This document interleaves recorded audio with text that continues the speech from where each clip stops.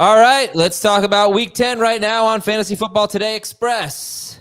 It was a huge day for Kyler Murray, a terrible day for Aaron Rodgers going up against Kyler Murray, and everywhere in between. But not a lot of injuries as of now, as we go into the Sunday night game where Nico Collins, by the way, inactive. But for those of you who already knew that, let's talk about just a couple of injuries. Tank Bigsby and Dalton Kincaid. Dave Kincaid tried to come back in.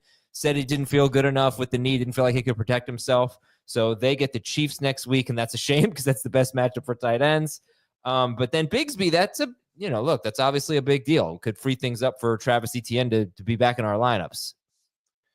Yeah, not that I'd be that excited about it, although Etienne looked like he was close to scoring a touchdown, initially ruled a touchdown. They called it back. Mac Jones scored to end that drive. That was the end of the highlights for Jacksonville on Sunday. And with Kincaid, man, like you want him to play because of the matchup against Kansas City, but just like pure love of football reasons, you'd want Buffalo to be at full strength for their matchup against Kansas City next week. So if Josh Allen's down to Khalil Shakir and Mac Hollins and Curtis Samuel and Dawson Knox, the game won't have the same type of, pizzazz to it. Oh yeah, not that you'll sit Josh Allen anyway, but you can't expect a huge game from him, just like he didn't give you a huge game against Indy. We don't have any other major injuries as of now, knock on wood, but we do have a running back to pick up off waivers in Audric Estime. What do you think? Did or did we not talk about him on Friday, Adam? We sure did. Did. On this stream, the FFT Express, we do it every Friday. We start listing players that you could stash. He was one of them. Mike Williams was one of them. He scored a touchdown.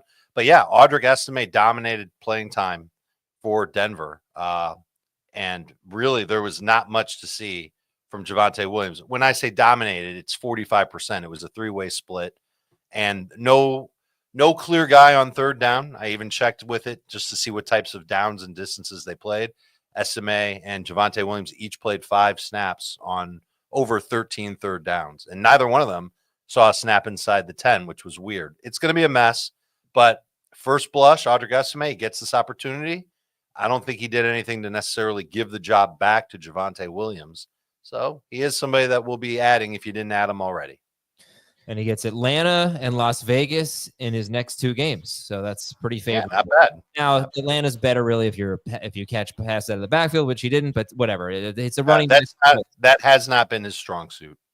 All right. So I think one of the big storylines coming out of today's game is people losing faith in talented wide receivers with bad quarterback situations, right? So we look at Brian Thomas Jr. doing next to nothing. Malik Neighbors getting the targets, but not really having much of a game. He left and came back, by the way. He was hurt originally, but he had 6 catches for 50 yards on 10 targets. And then you had CeeDee Lamb finishing with 10 targets, but 6 catches for 21 yards from a combination of Cooper Rush and Trey Lance.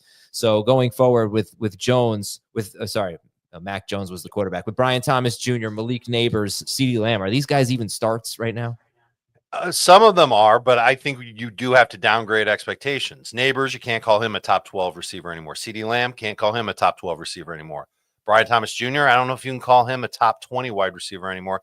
How about Davante Adams, who had 13 targets, Adam Azer, and he still didn't get 10 PPR fantasy points. Absolutely disgusting what we saw from the Jets. And Garrett Wilson, you can lump in there too. DJ Moore, I don't know if you can call him even like a high-end number 3 receiver based on what we saw. We'll talk about all of them on the main show, but downgrades across the board. And it should result in an interesting shakeup at the position in our rankings over the next couple of weeks.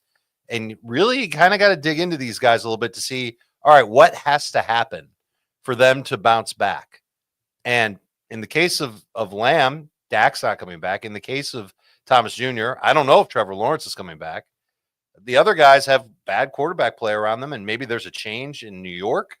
Eventually, Daniel Jones could get sat down. That could be rough too. And they might do that after their bye week, which is this coming week. So expectations down across the board for these receivers that either were great this year or came into the year with great expectations. Well, the one I have the most faith in is Davante Adams, because the Cardinals defense is obviously one of the most improved defenses in football. The rest of the matchups, Colts, Seahawks, Dolphins, Jaguars, Rams, Bills, we'll worry about that if we have Davante Adams in our fantasy championship, but it's much more favorable for the Jets going forward. And he obviously had a very good game against a bad secondary last week, or a team that was playing poorly in Houston. But yeah, I mean, it sucks. And Aaron Rodgers scored 4 fantasy points today. He scored 4 terrible fantasy points. All right, we're going to take a break here, come back and talk a little bit more. Maybe we'll spin it positive, talk about some winners from today. We'll be right back on Fantasy Football Today Express. All right, Dave, can't all be negative, can't all be losers, right? Who are some big winners for you? Well, I first of all, tip of the cap to Christian McCaffrey, who came back, looked good, played 89% of the snaps, and had over 100 total yards. Didn't score. He was the number one option on the play where George Kittle scored a touchdown. But he's a winner because he's back, in fantasy managers don't have to worry about a single thing for him. I think Brock Purdy also deserves credit for being a winner for the game that he had, overcame a slow start, made some plays. He looked great. Another stack that did well, George Pickens and Russell Wilson. Wilson, 3 touchdowns. That was exciting to see. George Pickens came up big. Calvin Ridley. I was very nervous about Calvin Ridley. I called him a flex, but didn't want to say he was a number 2 wide receiver because Will Levis was back under center. He had a garbage time touchdown. He also had the first touchdown of the game for Tennessee. He's somebody on a big play, no less. So he's somebody that I think will start to get some attention. Cortland Sutton also had a big game. 6 catches, 70 yards, and a touchdown on 9 targets against Kansas City. Scored on Trent McDuffie as well. So do you think right now you would take Calvin Ridley over those 4 wide receivers we just talked about? I would have a hard time justifying that. But, well, look. Would you? Not all of them. Let's put it that way. Like Lamb, Neighbors, that's going to be hard for me to say yes to. DJ Moore, I might say yes to at this point because the Bears' offense looks completely broken.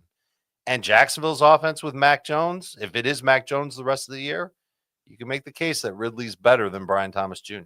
I wasn't even, I wasn't even counting DJ Moore. I have that little faith in him. I have that. It's not just him. I have that little faith in Caleb Williams, plus them throwing enough, plus him out targeting Odunze and Keenan Allen. Yeah, it's working against him. It's bad in so many ways in Chicago, and I'm sure it's going to get worse before it gets better. Okay. And then finally, anything else to say here? Let's see. I don't know. We covered the big storylines, Dave. Do you want to talk about Kyler? We can talk about Kyler. 2 rushing touchdowns. There was a light bulb moment for me late last week where I remembered that the Jets played a lot of man defense since they fired Saleh, and that was something that could help Kyler Murray. I think that came into play on his 2nd rushing touchdown, but the first rushing touchdown was from a yard out. That might have been his first carry from the goal line this year. So just an awesome game. Good to get rid of Moped Marv and bring back Maserati Marv. Maserati Marv. Yeah, that was good to see. And we need to see that every week. If we see that every week, then Marvin Harrison will be better than these guys. And the people that drafted Marvin Harrison Jr. and they're sticking through him thick and thin, if he can finish this year strong, that would be huge for the Cardinals, obviously, huge for fantasy managers, obviously, but huge for Kyler and Marvin too, because then they would prove that connection is going to be here to stay. All right, we got a lot more to talk about. Looking forward to talking about Jawan Jennings, Tony Pollard, players that whose values might be changing right before our very eyes. We'll do that on the main show. Head on over there. Thanks for listening to Fantasy Football Today Express. We'll see you later.